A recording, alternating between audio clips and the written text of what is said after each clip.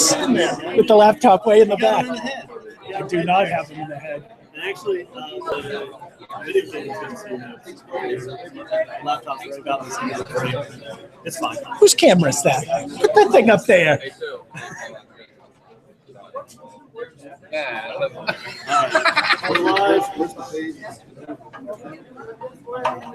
That's awesome. Where it's embedded.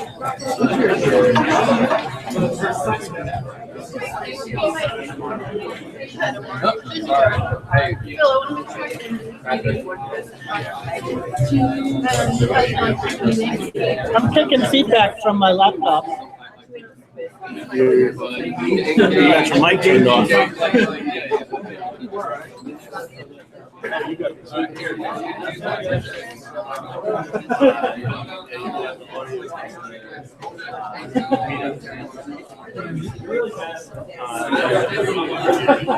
we go.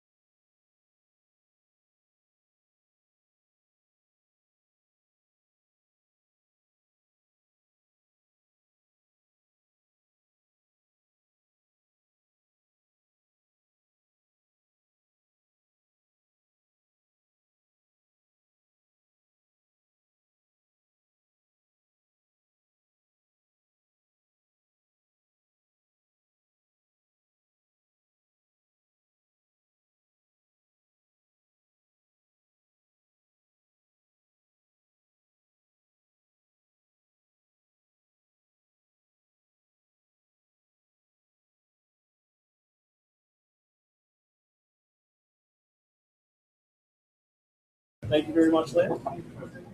Without further ado, you guys are here to hear from Phil on why it is that SEO apparently doesn't matter anymore. I figured that was a compelling topic. So, Phil, take it away. Yay, Phil! Totally unnecessary.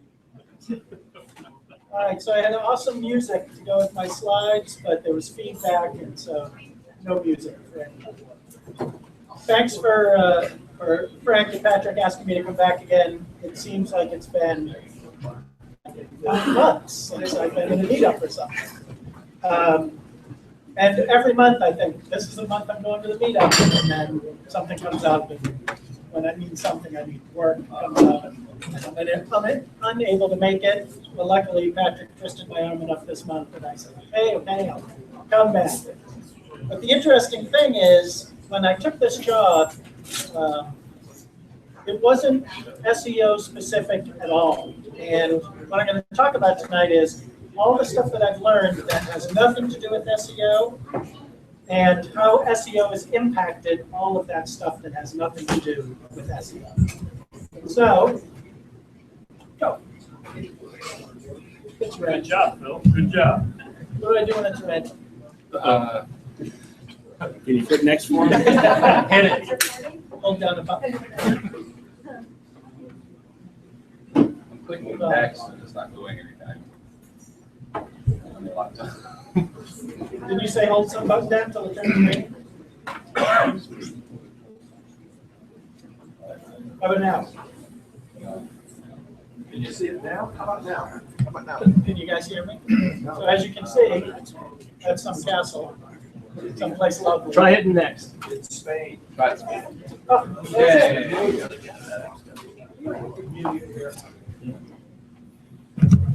So this is new SEO. What's the First slide. Let's see what the second slide is. And the reason I called it new SEO is even last year, 2 years ago, we started talking about the evolution of SEO, where 5 years ago, totally worth it to give your money to an SEO group to help you outrun the algorithm, stay ahead of Google, game the shit out of the system, and just win by being on top. A few years ago, that started getting harder with the Penguin updates and the Panda updates. Started to morph more into what Google had always told us they needed, which was, why don't you put out good content that people actually want to read? That's a lot harder than just, it's going to the gym every day as opposed to taking the diet pill and hoping that does all the work. So the reason I have Amelia up here is this is how I felt being away from this group. I feel like I've been gone for a year and I've missed all the camaraderie and the SEO talk that goes on here, and super happy to be back here. Super happy to see so many good faces, old friends that have been around forever. So here's the title of my talk, When It Doesn't Really Matter, But You Can Still Win.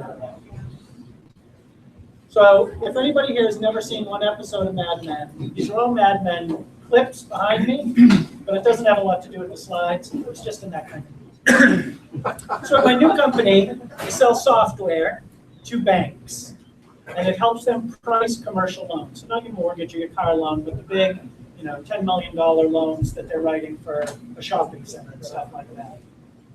So one of the things about the software we sell, nobody's searching for it. There's no loan officer in a bank someplace going, I could be making money, but instead, let me go to Google and type in loan pricing software solutions. There's no lenders doing that. There's a very few people doing it who are higher up in the bank. But really, our search traffic, it's almost zero. So, we don't have a sales team. And I'll get more into why we don't have a sales team. We tried it and it didn't work. So there's nobody looking for us on Google, and there's no sales team out there telling people to buy us. And there's good reason for that. So our target audience is this guy. It's the guys that run banks, which are 60, 70-year-old white guys. not huge users of the internet and Google.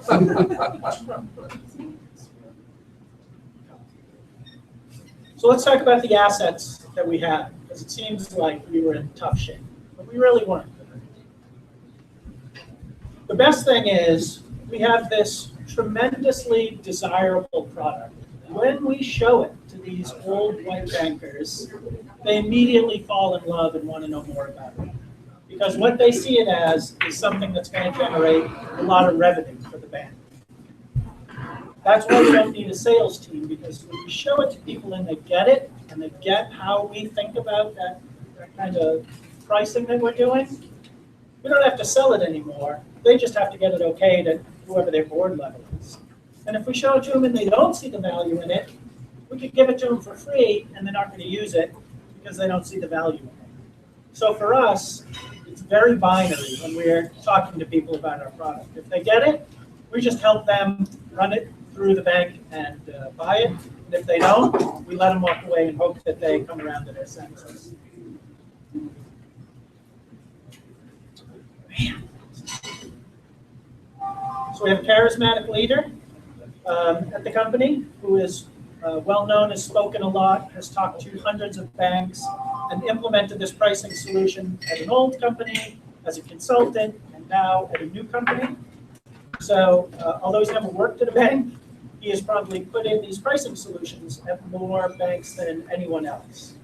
So that's a huge plus. He's got this enormous amount of knowledge so that I don't have to think up new smart stuff.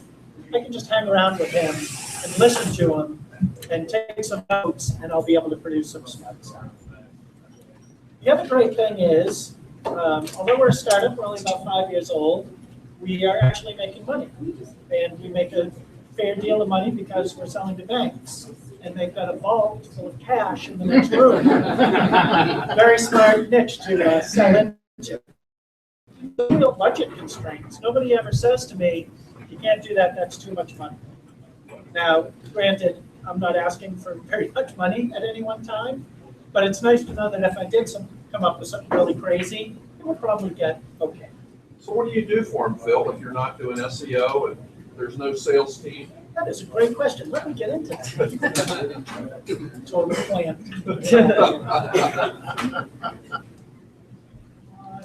Why do they need you? Admin slides. Well, they need me because they don't have a sales team and nobody is searching for them on the internet. Man.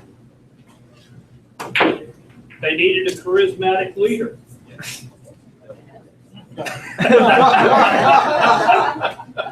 So I'll talk a little bit about how we got started when we first did this. So I started last October. And that was one of the questions I asked going in. And it turns out, like we've talked about hundreds of times over the last few years, it's difficult for me to get to any one of you unless I know you and have a personal relationship. If I send you an email, you're not going to read it because you don't know me. If I send you a text, if I call you, you're not going to pick up the phone because you don't know me. It's getting more and more difficult to get to people, to push something on them that even they might want it, but our defenses are up so high, it's almost impossible to get through that barrier. So starting out, the first thing I thought is we're going to need to produce something that's interesting enough to these people that make them want to learn more. Remember at the beginning I was saying if they get it, then they become an easy sell. That's what I've been doing.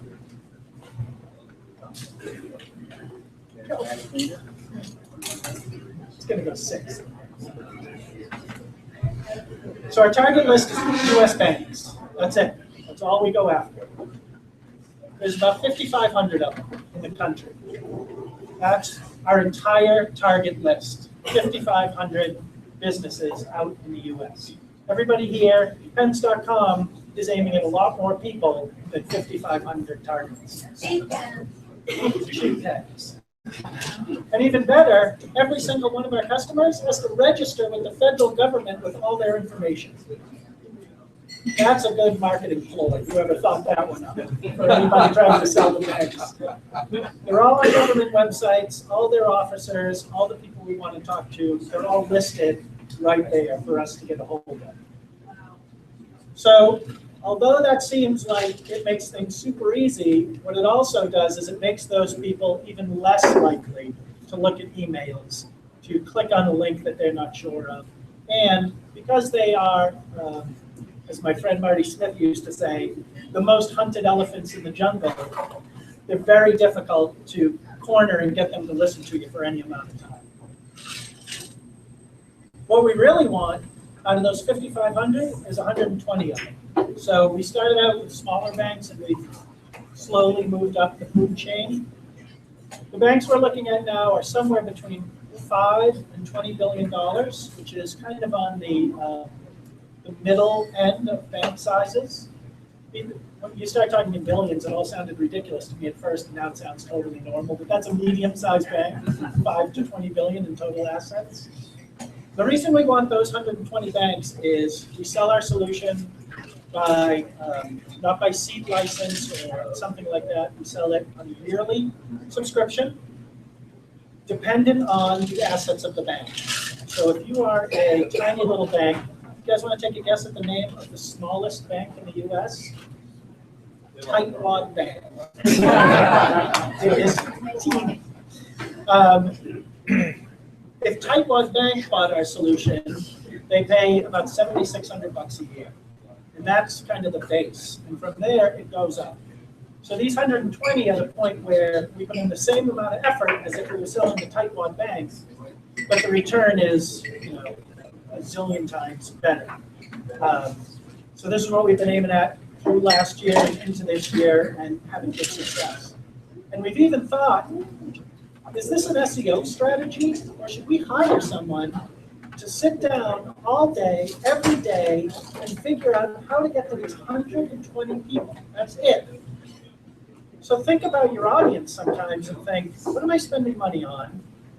And is there a better way to get to it? So if we got one of these banks, maybe it's 100 grand for the year, that is more than going to pay for one person whose job is totally to focus on those 120 banks. It almost seems criminal that we haven't hired that person. Because one sale will pay for their salary. So here's how we do get to it. This year we'll do 78 conferences. It's a lot. And conferences, we stand at our booth. This is going to be a new, sleek, streamlined booth.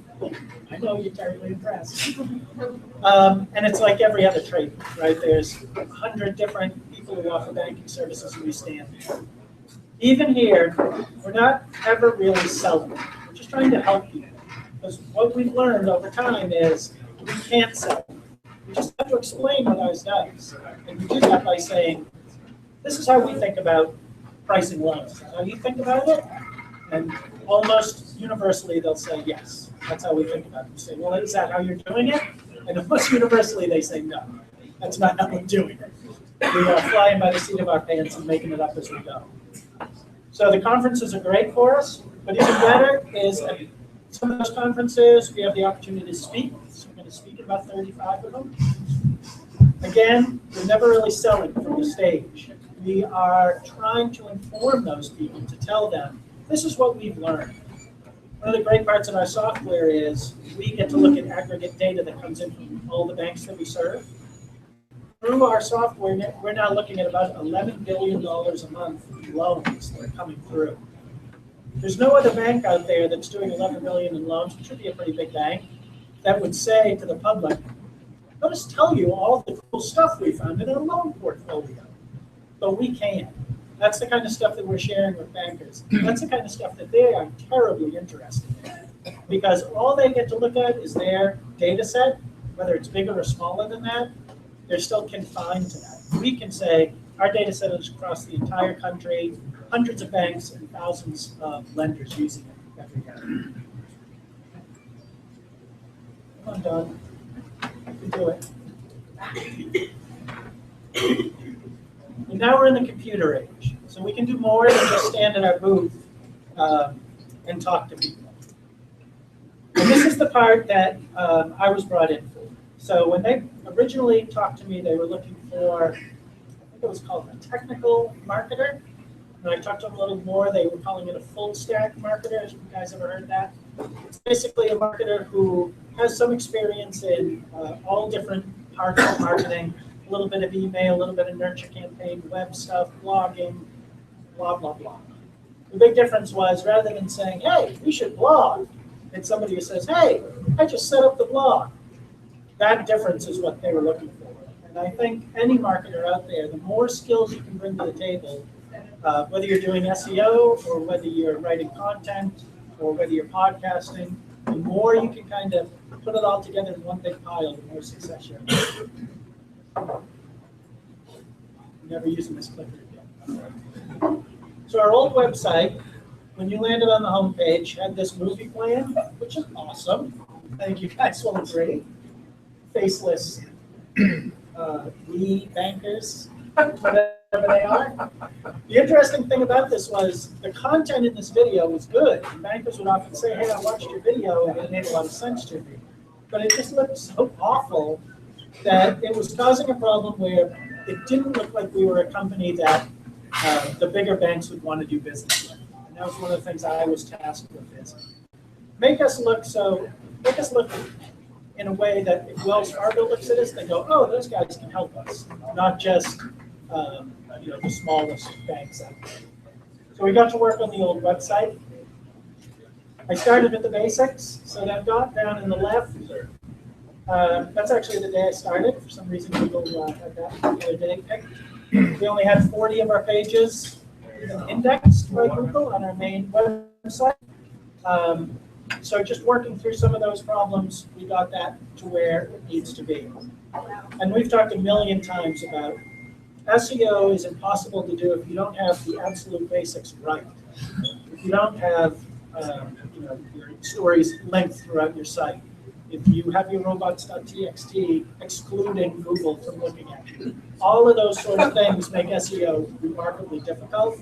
So start with the easy stuff by looking at analytics and all the other features that Google can give you and some of the other tools out there to start making it easier. So the previous 2 years, this is a weekly shot, that's why it looks so low. We were already moving in a pretty good direction. If I could have put a trend line on there, it was trending the right way. So it's not like I was stepping into something that was a big steaming pile. It was already half decent. A lot of new visitors were coming in, mostly because it is a marketing site. So we weren't getting return visitors here. We did a little bit on our blog. There was a lot of new people, and they would come in, and they wouldn't spend a ton of time, but a little bit of time looking around. We weren't doing any social.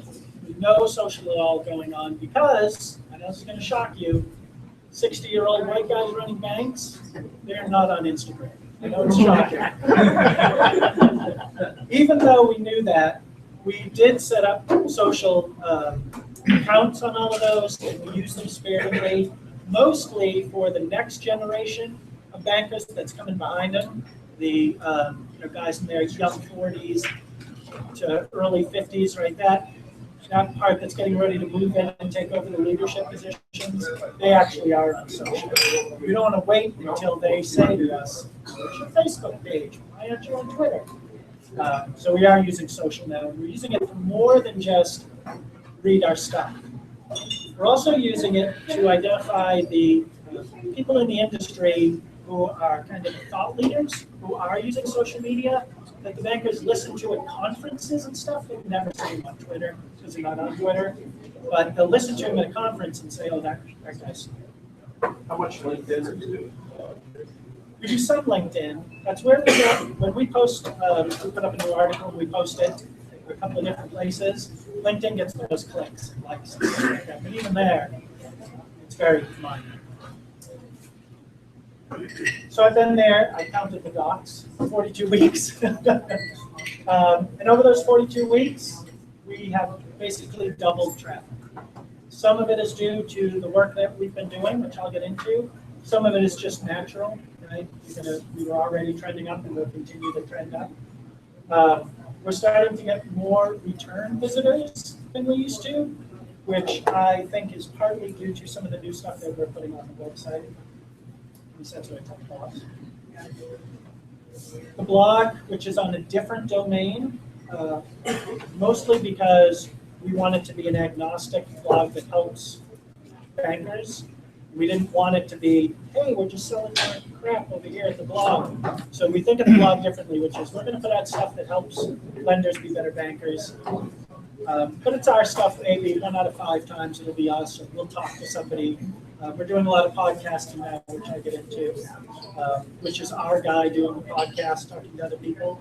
So it always kind of comes back to PrecisionLender, but we're never really doing any hard sell over at the blog.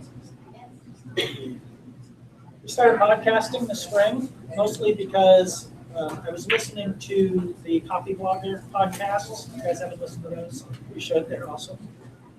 And you had mentioned that at Copy Blogger, they're doing, and this was months ago, 19 podcasts from their CFO to their CEO, all the way to the stuff you'd expect, right? How to write better and stuff like that.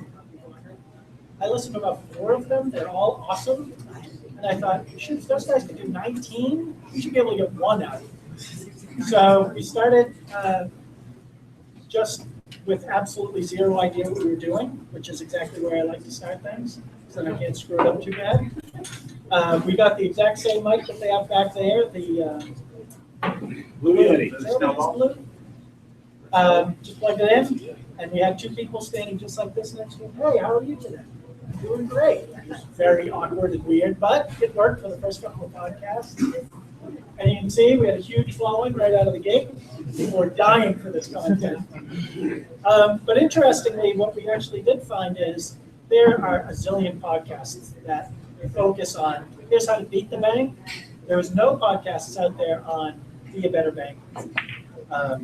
So we were kind of making this own niche for ourselves, and it was really wide open.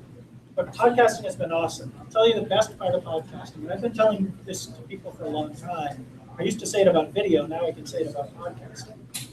When I went to the smart guy that does the podcasting, his name is Dallas Wells, I said, Dallas, you want to write more, or do you want to talk more? Guess what Dallas chose? He chose talk more. Way easier. Now he talks somewhere between 15 and 30 minutes. We get somewhere between 1,500 and 3,000 words, because everything gets transcribed. We get a podcast, we get people downloading it, we get all that super rich, keyword dense copy on our page from then on. Not only that, when we interview smart people who have a good following, they're also driving their social traffic. Yep. How does this podcast, do you have to literally transcribe it, or do you have some kind of voice dictation, like dragging it, takes it off the screen? I don't transcribe it because I am not a typist, and nobody likes to transcribe it. So I send it off to, we use rev.com, R-E-V. There's a million of them. I like Rev because they're pretty fast. They're all about $1 a word, somewhere between 75 cents. This one's $1 a word. They're usually done in 24 hours. So we usually shoot the podcast Thursday. Do you mean a minute? A minute, yeah. So what did I say? $1 a minute.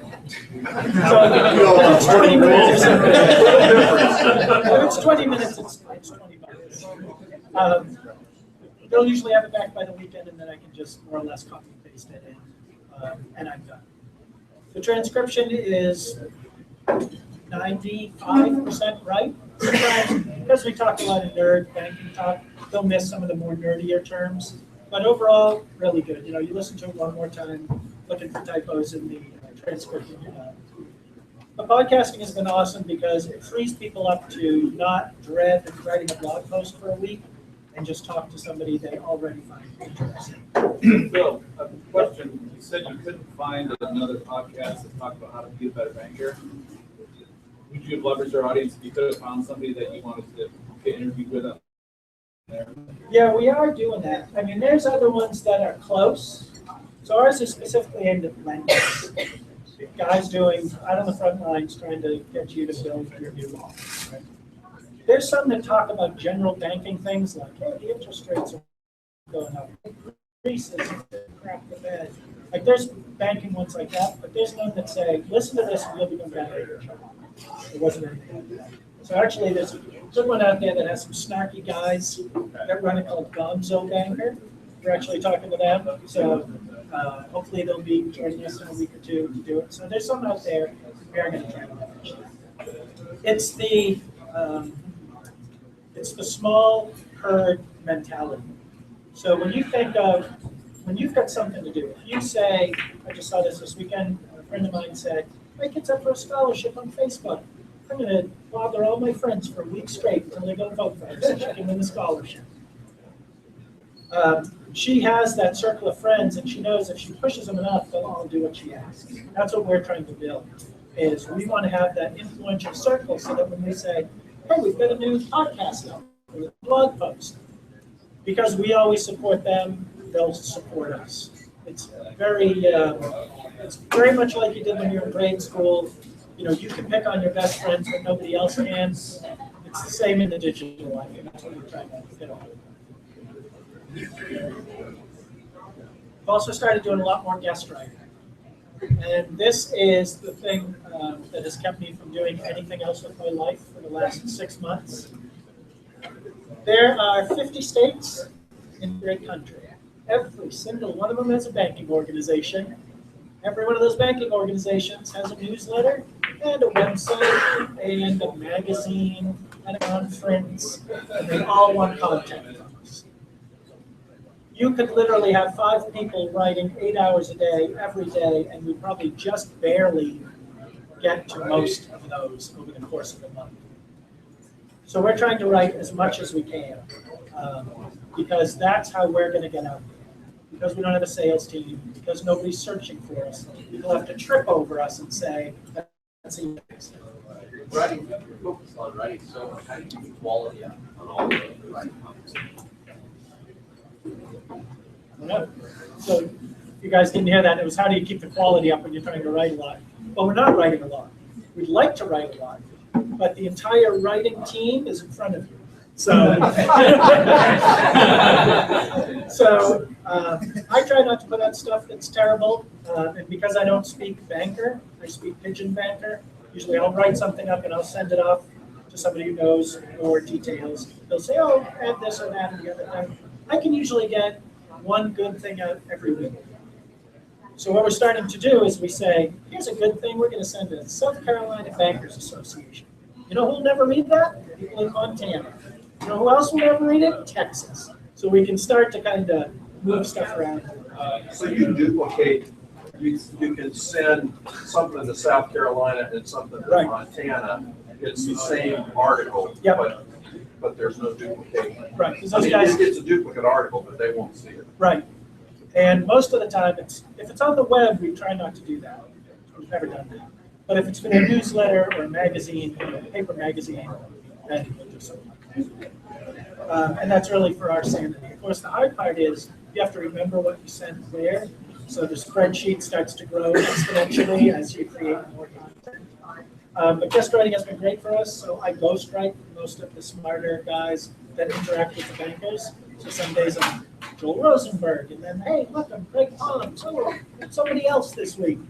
And it's always my voice, which is hilarious because they talk completely different.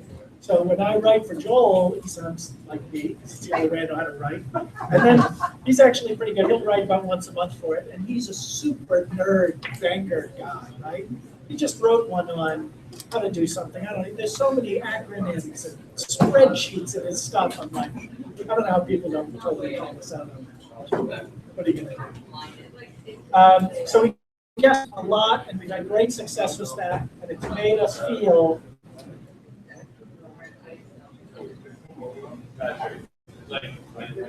learning all this things. Come on, Peggy. She's gonna go. Makes you feel like a boss.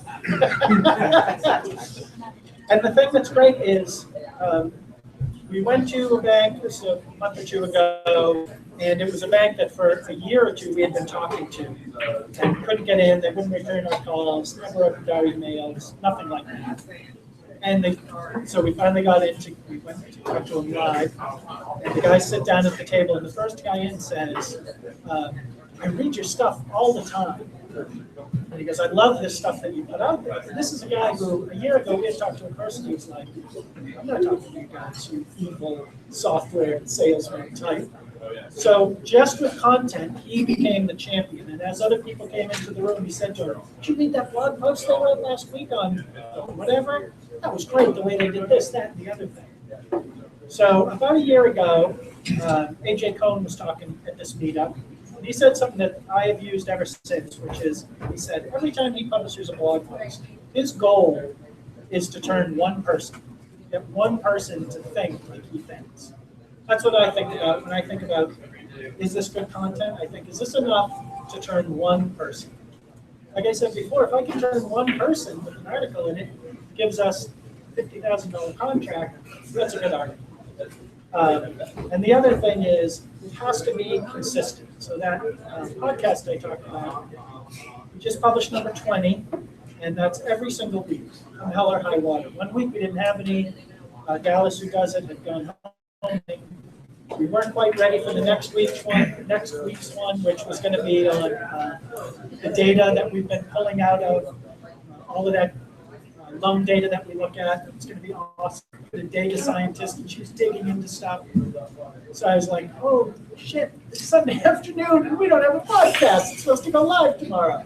So I run to the office, I plug in the digital recorder, and I go, hey, it's Phil Buckley, the communications narrator at PrecisionLender. I just want to tell you that we got some great stuff coming next week. Like, it was like a 4-minute podcast.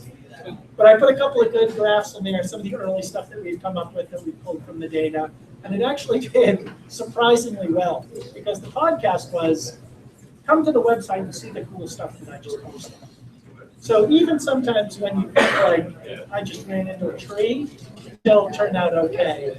As long as you, I think, if you're genuine with people and say, we do have good stuff, if you come and look at it, I think you'll like it. You can't send them to crap. It has to at least be decent. So we were feeling pretty good.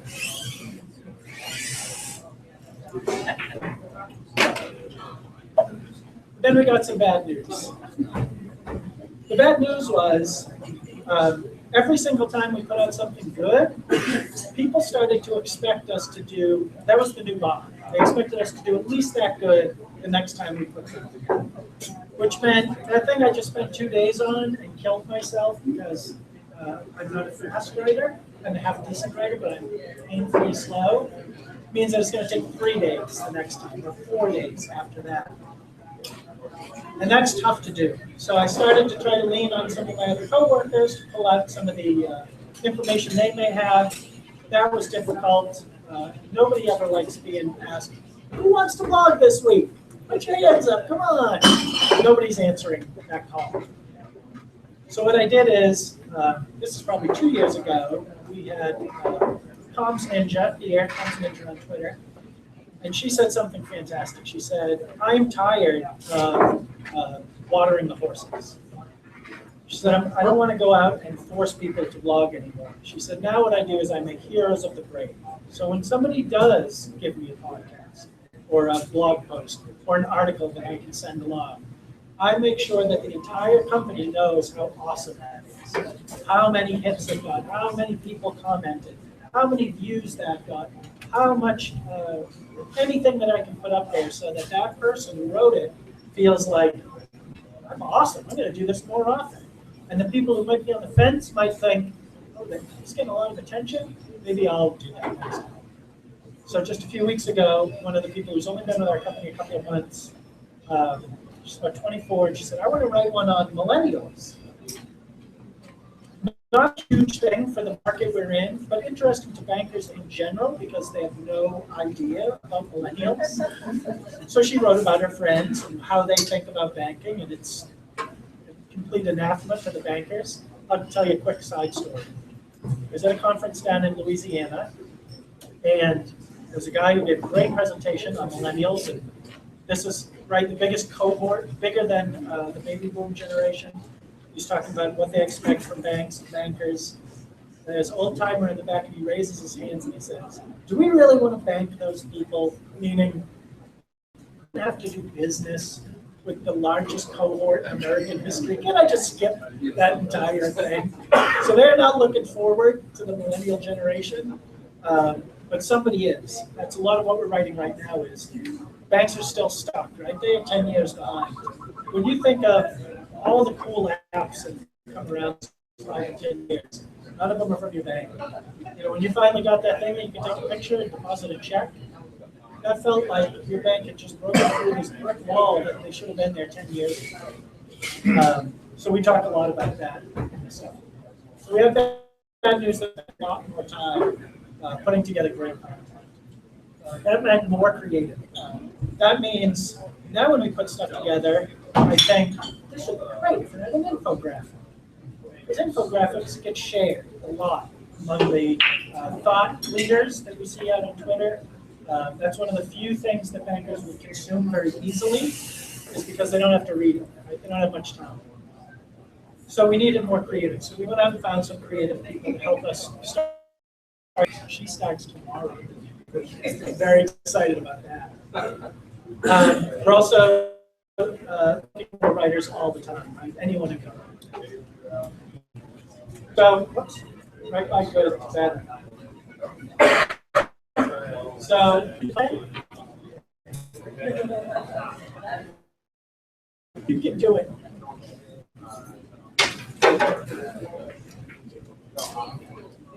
It's good. So we started out with content that I would say was good.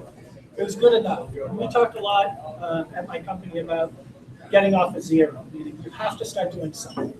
So the website that we put out, it was to get us off of zero. The podcast was to get us off of zero.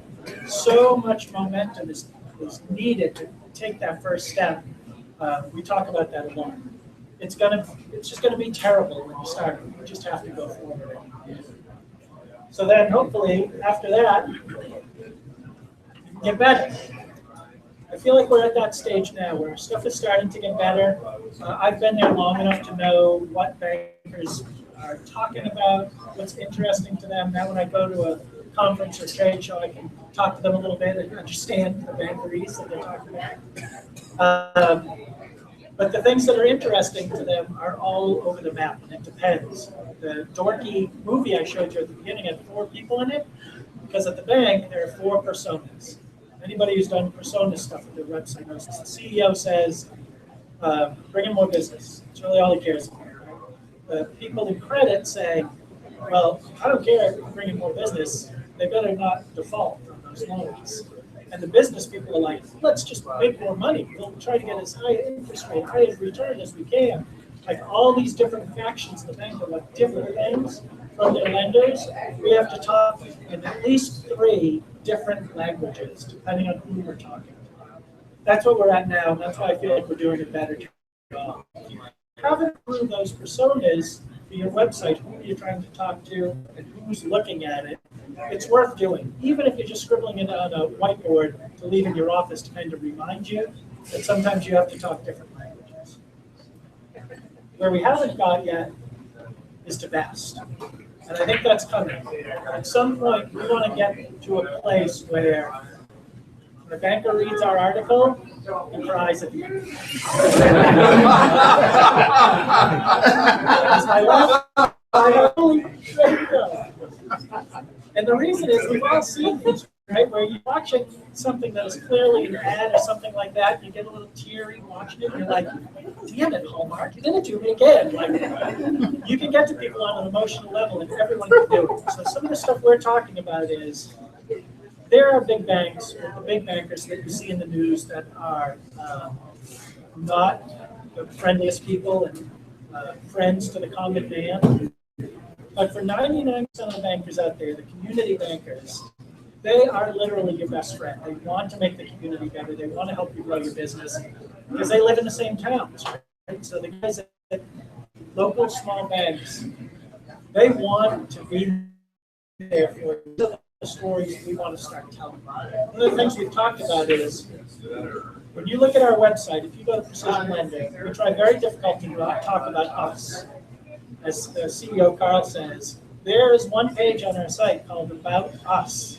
The rest of it should be about them. We try to stick to that for the whole website. So if we can tell the story of a bank that's doing great things because they get lending, and that means they can give a loan to Sharpies to expand, to put in pool tables and bring in local groups, that's a story the banker wants to tell, and that's the kind of story that resonates with us as human beings. Oh, they're helping our community, not just, oh, those bankers are taking my mortgage money. They want to tell the bigger story that people generally don't hear. That's where I want to get. If I can't make you guys cry by next year, I'll be a fan. Phil, Yep. did your CEO actually come up with that, or did you tell him that? About us, about them? Did he actually have that in his head before He you? had it in his head. Wow, that's pretty impressive. Yeah, he's a smart guy. Yeah. But here's the problem. It's never enough. No matter what we do, we're never at the top of the hill. We can produce 100 articles a day. There's room for 101. I was just talking with my supervisor yesterday over lunch, and I said, I feel like I did so much work last week, I'm only a month behind. Because you always see this vast opening in front of you. And it's exciting because you can do anything you want with it, but it's never going to be enough. When you switch from I'm going to outrun the algorithm to I am going to give people so much information that they can't ignore us, you have to give them so much information they can't ignore you. And that's a lot.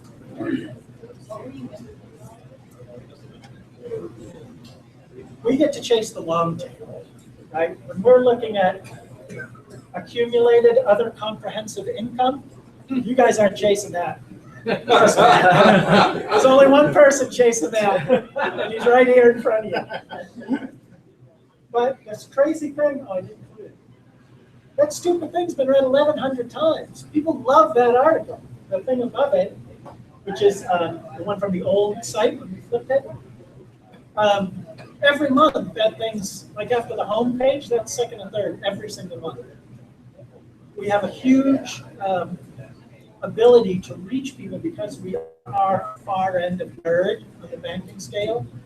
So if you're looking up something like, how do I make my mortgage better, you're not going to bump into us because we're so far on the nerd scale. We only care about 1 or 2 keywords. We rank #1 for them, right? Loan pricing software. Nobody's really going after that. Interestingly, people have asked us a lot, we've been doing a ton of interviews, and people will always say, well, who are your competitors? So the other part of writing content around this is we don't have a lot of other competitors writing content against us. Because at the small banks, there's probably half a dozen competitors, and they all do a great job, but as they scale up, they're not able to scale with the bigger banks. Once you get to the bigger banks, it's mostly an in-house solution. They got this massive Excel spreadsheet that they use to price your $40 million loan with Wells Fargo. And they've given it to the lender, and he probably hasn't changed anything in it. So you're probably okay. The math probably works in there. But it's a little bit frightening. So we play a little bit on that scariness factor when we talk to the bigger banks, which is when you give that to Joe Schmo, the lender, how do you know what he's going to do with it? And they'll say, well, he pulls it down off the server every day. You get stuff in the back to update. But Excel is portable. We've all screwed up Excel. I certainly am. So being able to go after means that the people who are looking for us, there's not a lot of competition. But I do need help. We are looking for communications. That's my problem. Anybody's a good communicator. Oh. So. I'm scared to reach. It's gonna happen. Right here. Yes. Nirvana is at the very end. He's put up a piece of content, and people start talking about it. That's happened to me twice now with 2 pieces of content, and it's magical. You guys have never had that where somebody fairly impressive has picked something up and says, it feels like floating on air that whole day. That's how I learned that, or at least the niche that I'm in, SEO isn't nearly as important as putting out something worthy of sharing people are going to give out to their networks. I have a huge advantage that I'm not trying to rank for Ballpoint Pen or Raleigh Restaurant or anything like that. I've got this super focused, narrow niche. And I think this would work in most niches until you get super wide. Man, it is a lot of work.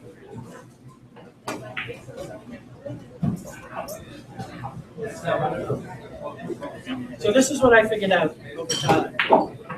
I can't turn off the SEO voices in my head. They're still there. And I'm writing titles for the articles where I'm putting in meta descriptions or not on some.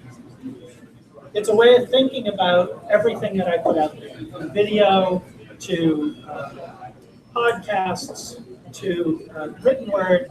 It's all meant to get somebody's attention. It's a ladder that I got to get them down. I got to get them to notice it. I got to get them to click it. I have to get them to read the first paragraph, and then I have to get them to stay with it. And those are the 4 parts that I think about. If my title is so boring, they're not even going to pay attention to it, I've lost completely. If I can get them to click it, maybe I can do a little bit more once they get there, go to the picture, write a better meta description, that sort of stuff. You can get them to the page.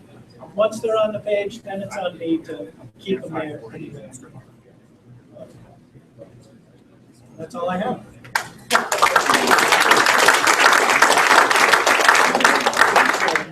Phil, where does video, or how does video play into this strategy? What do you do? I think it would play in more if we had more videos. So we use a company out of Durham called Story Driven Media.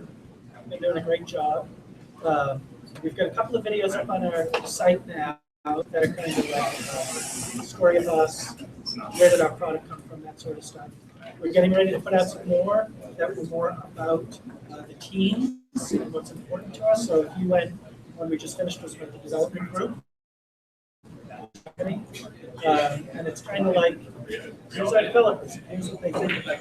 It is part recruitment tool, and it's part to make the people who buy our software think, oh, those guys look like they know what they're doing. So it's a combination of both. We're not doing a ton on YouTube, but we will. Everything that we use Wistia to host. When we have stuff that we think is publicly consumable, we also push it to YouTube purely as a search factor. I don't know who's going to be searching for that sort of stuff on YouTube, but it could be related to somebody else. We've got other banking companies that we pretty good overlap with. So if you're watching something from Encino, which is out of Wilmington, they do loan origination. Just because we have verbiage in our video stuff, we might overlap with them. They do a lot with video.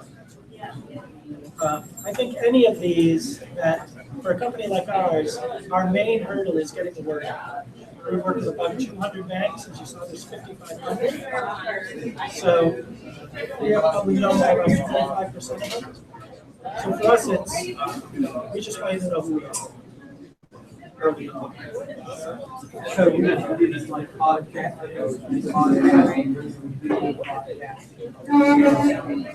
we have a couple of kind of Whiteboard Friday type of things. So our content flow chart looks like this. We come up with a crazy idea, we make it into a podcast, because there's almost no hurdles in podcasts. You and me sit down, we have 2 mics and a digital recorder, half an hour later we're done. If we think that's good, we make it into a blog post or thing. We make a white paper or something like that, or video. I could also with, let's just talk it through. We've got a couple of podcasts that we like, we're not even going to post it. If it's good, we think, hey, we could do something more with this. We make it into a blog post, add some more stuff to it. If that goes over good, people will talk about it, then we make it into a white paper, a Whiteboard Friday. We start to interlink all that stuff together. If all that goes good, we have a monthly webinar that we do. Is not very often customer focused, and it's more, if you're a lender, this might be interesting. We'll stick it in there as well, get somebody to talk about it there. So by starting with the easy stuff and moving to the more difficult stuff, by the time you get to doing a webinar, you have to get a speaker, you have to have slides, it's 30 minutes of airtime, somebody has to be dedicated to running all the tech, And we found out up here whether it was worth it. So that's kind of how our funnel works as far as moving stuff down and deciding on customers. I think that makes sense for everyone. If you have something you can do quick, do that one first.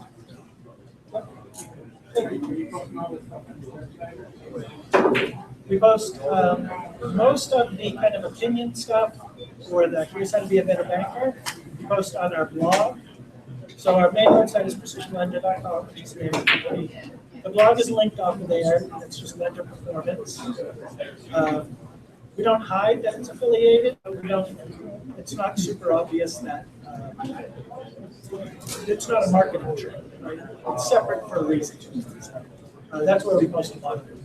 But we're starting to get a lot of people who say, I went to your site to look for the blog post we talked about on the phone, and I couldn't find it. So just today, I put in a little thing that bounces up and says, see what's new on our blog. As I said before, we do not have the most technologically savvy visitors who come through. So we try to help hold their hands. Yes, sir. I've heard you using the phrase how to be a better banker a lot when you're talking about it. Bankers, I'm wondering if have you tested any other language to try to attract their attention, like the risk averse, they're terrified of regulators? Yeah. So I don't know if you guys heard the question. He said if we tried to use any other language other than how to be a better banker. So on the podcast, that's the tagline. How to be a better lender. But for the website, we do exactly that. You know, I talked about that old video we have at the beginning, and it talks about the different personas. So the chief credit officer is risk averse. That's all he cares about is minimizing risk. And the thing that's hard, so I've always kind of been a seat of my pants guy, trying to start up, that sort of stuff. And venture capitalists will say, use 50 grand, let's see if your idea works. Right? They give you the money and it's out of their hands, they don't care. Because if you become Facebook, the return is 10 gazillion%. But for bankers, the reason they're so risk averse is they say, oh, you need $1 million to build your bar. Here you go, and over that 10-year loan, I will make 4%. That's the total upside for me, is the interest on that loan. All of their risk is on the downside of that loan. You go out of business, you stop paying. So bankers as a species are hugely risk averse. But there's parts of the bank that play much more odds than those credit guys that play defense. So we do use different language depending on who we're talking to.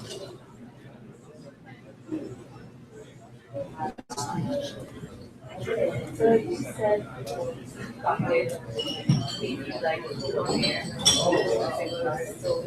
Right. do you do any analysis to see what makes them resonate more? The question was, did I do any analysis on the content that actually works? I didn't do any analysis, but I will usually talk to those people if I can offline. I'll say, hey, where'd you find it? Something like that. They usually find it because they happen to see it somewhere in one of their feeds. They saw it on LinkedIn, they saw it on Twitter, and that is just a timing game, right? We've all seen that where you see something interesting go by, and you go to look for it 30 seconds later and you can't find it. So part of it is just luck. How do you find it? Why does it work better than others? Kind of why. Gotcha. I think everything that we put out will work for somebody. We definitely need every single piece of somebody finding it interesting. And I think what happens is when the right person finds it, they're in the right frame of mind, it clicks for them. So when they say, hey, you should read this, what they're really saying is, this is the same way I think. Sometimes it's people who are already close. One time that was the case, which was still nice to hear. And the other time it wasn't because it was someone who hadn't heard of us before. His friend had shared it on LinkedIn. So it's that friends of friends marketing, right? I have to get to you to get to your best friend because I can't get directly to you. But no, there's no big analysis. If we had more going on, we could do more analysis, but it's a little bit happenstance. Can you talk a bit about scalability? Like you mentioned, you had a guy who does podcasting for you guys. I mean, I assume he wasn't the one who came to you, you came to him. Right. Just like how you guys keep everybody in tune with the entire message of the company? So the question was, how do we scale? How do we keep people in tune with the message of the company? The message of the company part is easy to keep everybody around. It's a strong company culture. We all gather at least every Friday to meet with our Charlotte office. The two founders, one lived in Charlotte and one lived in Cary. Neither of them wanted to move, so we have two offices. And that Friday meeting, you always get to hear from a different department, 4 or 5 different departments, and they'll talk for a half hour about what they're doing while you're eating lunch. That's a great way to keep up with the company and what's going on. But as far as kind of the message of the company, it hasn't changed since 2010 when we took on the first customer, which is we want to help you make more money from the loans that you bring in, and we want to help you bring in more loans. It's a pretty simple message. We don't have to go far off. You're missing out on loans because all you're competing on is rate, and we get the money to compete on. And the loans that you're bringing in, you're leaving money on the table. And when you do both of those, you miss out on an opportunity to build deeper relationships with these business people. So those are kind of the 3 legs of the stool, and everybody in marketing can shape those. Yep. So it sounds like you're doing content marketing. Informational content that's relevant to your audience, that gives them more knowledge, and when they think of what they need to use. Right. The only thing that I never liked about content marketing is it always left off the part that you still have an obligation to make it as SEO friendly as possible. If you and me are competing and yours is slightly more findable, if you're at number 1 and I'm at number 2, you're still going to win most of the time. So, like I said, you have to have that SEO mindset. Just to make this title a little better. For instance, I just put one out that was, working on your sales funnel. So that was the name of the podcast. Something sales funnel. But in the blog post about it, it is, how to take care of your lender's sales funnel at the bank.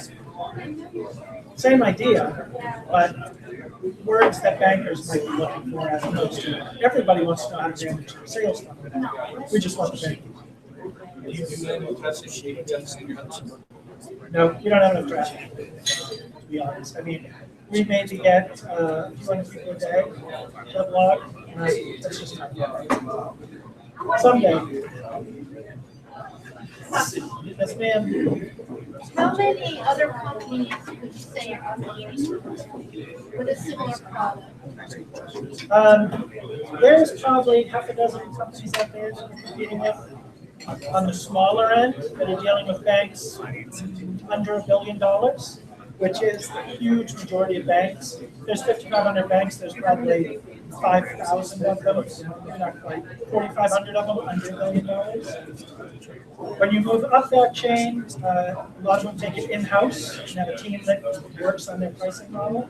We just found out about a company out in Australia that's working with some big banks that we didn't even know about. They came about it the other way. They started as a consultancy and built a product. And when they were done, they said, "Oh, we got a problem. We can sell this to the banks." So, but not a lot, not 10,000. We can probably count them all on our hands. Just like pens. Is that it? That is it. Thanks, Phil. Thank you.